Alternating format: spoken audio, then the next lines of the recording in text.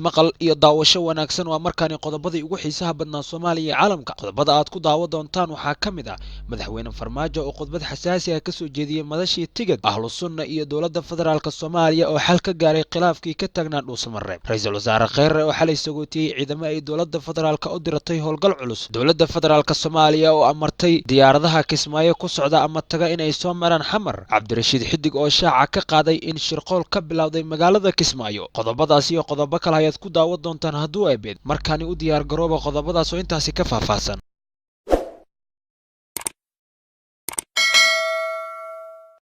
faahfaahin dheeraada ayaa ka soo baxaya kulamo xasaasi ah saacadihii la soo dhaafay ka dhacay magaalada Dhuusamareeb ee xarunta Galgaduud. Kulamadani oo ahaa kuwa aan loo kala kicin ayaa waxaa diiradda lagu saaray khilaafka dowladda federaalka iyo Ahlu Sunna wal Jameeca. Sida ay wararka sheegayaan, kulamada ayaa waxaa wada qaatay hoggaanka Ahlu Sunna iyo mas'uuliyiinta uu hogaamiyo wasiirka arrimaha gudaha xukuumadda Soomaaliya Cabdi Maxamed Sabriye. Ila lagu kalsoon yahay ayaa caasimada online u sheegeen in la xaliyay tabashadii ay qabeen ururka Ahlu Sunna wal Jameeca, isla markaana meesha laga saaray khilaafkii ka taagnaa magaalada Dhuusamareeb. Hoggaanka Ahlu Sunna ayaa sheegay in ay ka tanaasuleen tabashadii ay qabeen, isla markaana wixii haatan ka dambeeyo raalli ka yihiin howlaha ay wado dowladda federaalka Soomaaliya. Arrintani ayaa soo afjaraysa xiisadii u dhaxaysay dowladda dhexe iyo Ahlu Sunna oo dhankeeda xal ka gaartay kala qaybsanaanta ka jirtay dhexdooda. Madaxweynaha Soomaaliya Maxamed Cabdullaahi Farmaajo ayaa khudbad xasaasi ah ka jeediyay shirka nabadda iyo xasilaanta geeska Afrika ee qaybta ka ah fadhiyada madasha iskaashiga wadamada Afrika iyo Japan. Ugu horeyn, madaxweynaha ayaa soo bandhigay fursadaha ganacsi iyo kuwa maalgashi ee ka jira guud ahaan dalalka geeska Afrika. Madaxweyne Farmaajo ayaa sidoo kale tilmaamay muhiimadda ay leedahay in lagu garab istaago wadamada geeska Afrika iyo qorshahooda horumarineed, laguna dhiirageliyo tallaabooyinka hor u socodka ay qaadayaan oo salka ku haya daris wanaagga, iskaashiga iyo isku duubnida dhaqaale, amniga iyo siyaasadda. Waxaan si cad u qeexayaa in qorshaheena muddada fog uu ku qotamo sidii aan mar labaad u soo celin lahayn kaalinta uu dalalkeenu ku leeyahay geeska Afrika. Arrinkaasi oo aan ka sameynay bilaaw fiican kadib markii aan hormuud u noqonay dadaaladii dib u heshiineed iyo kuwii iskaashiga saddexda geesoodka ahaa ee dalalka Soomaaliya, Eritrea iyo Itoobiya, ayuu yiri madaxweyne Farmaajo. Sidoo kale, madaxweynaha Soomaaliya ayaa si gaar ah u soo dhaweeyay fadhigani wafdiga dowladda Djibouti oo ka soo qayb galay shir duceedkani ku saabsan arrimaha geeska, isagoona adkeeyay doorka wax ku oolka ee dowladda iyo shacabka Jamhuuriyadda Djibouti ay ku leeyihiin dhaqaajinta hayaanka horumarinta gobolka.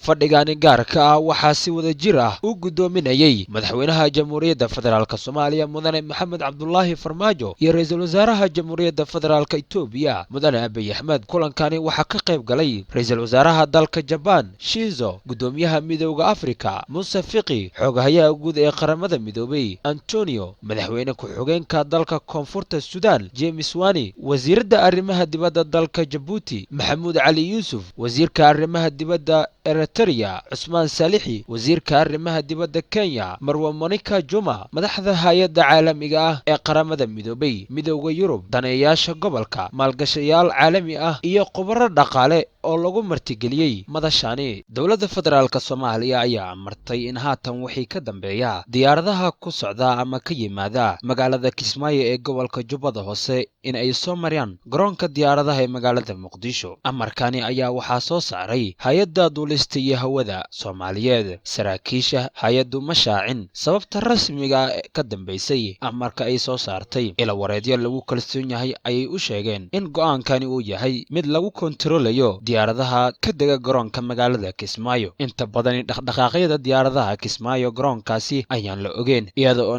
Jubbaland ay hakad gelisay xilligii doorashada maamulkaasi. Amarka oo ka soo baxay dowladda dhexe ayaa sidoo kale ku soo aadaya iyada oo dhawaan la filaya in la caleemo saaro madaxweyne Axmed Madoobe, inkasta oo xukuumadda federaalka Soomaaliya ay ka hortimid natiijada doorashadaasi. Ra'iisul wasaaraha Soomaaliya Xasan Cali Kheyre ayaa xerada tababarka ee ciidamada General Gordon booqasho sagootin iyo dardaaran ugu tagay ciidamo ka tirsan xoogga dalka oo loo diyaariyey howlgallo gaar ah ay argagixisada kula dagaalamayaan. Mudane Xasan Cali Kheyre oo ciidamada ugu mahadceliyey nafhurinimada ay ugu qayb qaadanayaan badbaadinta nafta iyo maalka ummadda Soomaaliyeed ayaa kula dardaarmay in argagixisada ay ka xoreeyaan deegaanada loo qorsheeyey in ay ka fuliyaan howlgallada. Ciidamada uu Ra'iisul Wasaare Xasan Cali Kheyre sagootiyey ayaa qayb ka noqonaya ciidamada ku sugan furmaha dagaalka ee qabowga iyo cadceedda u taagan ilaalinta dhiigga ummadda Soomaaliyeed iyo ciribtirka argagixisada duulaanka ku ah jiritaanka ummadda iyo qarannimada Soomaaliyeed. Taliyaha cusub ee ciidanka xoogga dalka Sarreeya Guuto Odawaa Yuusuf Raagi iyo saraakiil kale oo ka tirsan ciidanka xoogga dalka ayaa Ra'iisul Wasaaraha ku helinayay booqashada dardaaranka iyo sagootinta uu isugu jirtay ee lagu dhiirigelinayay ciidamada. Ciidamay horey loogu tababaray xerada General Gordon ayaa ka qayb qaatay howlgallada nafbadbaadinta ee shacabka Soomaaliyeed looga dulqaadayo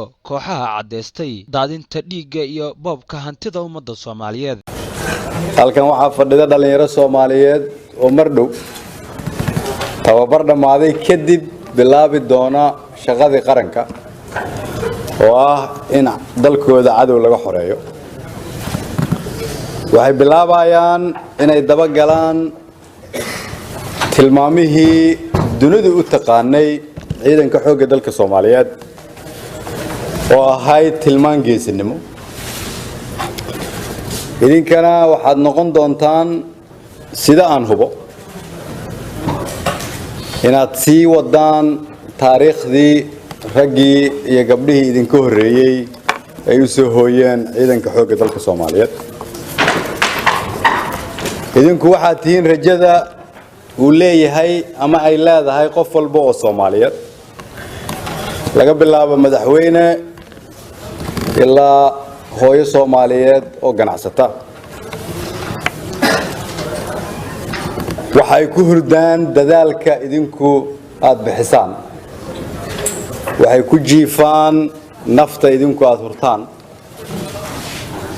waxay mustaqbalkooda iftiinkiisu yahay geesinimadii lagu yaqaanay ciidanka xoogga dalka Soomaaliyeed oo ah sababta idinkana idinku kaliftay inaad naftiina soo qadintaan.